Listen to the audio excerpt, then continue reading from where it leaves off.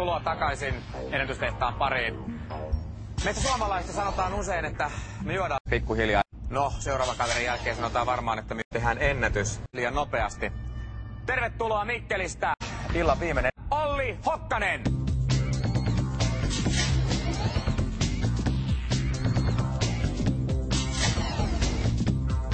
Olli Hokkanen on terve. Niin, se on tarkoitus. Että sä oot tämmönen näyttävä kaveri. No sitä ne on sukulaiset sanonut. Ajattelis vetästä Suurmäestä auton kanssa alas. Joo. Ja niinku ison ja paksun letkun kautta. 5 sekuntiin. Kun sä et oo kumminkaan niinku mies. Ei niinku no... Mikäs sä luulet, että... Ei oo tietoa. Ja nyt? Oot sä valmis? Taitoajaja Olli Hokkanen. Suomen ennätysyritys. Suurmäestä auton kanssa alas.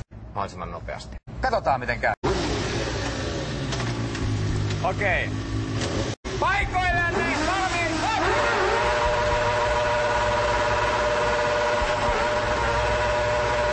Siinä pamahti takarengas!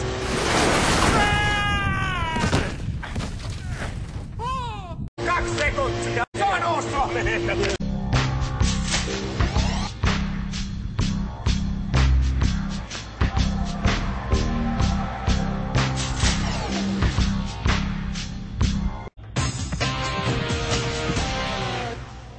Olli Hokkanen! Suomen ennätys Suurmäestä auton kanssa alas. Ja sen jälkeen takarenkaan paskaksi pamauttamisen Suomen ennätys. Kyllä. Onneksi olkoon. Ensi viikolla. Ja siihen asti. Terve!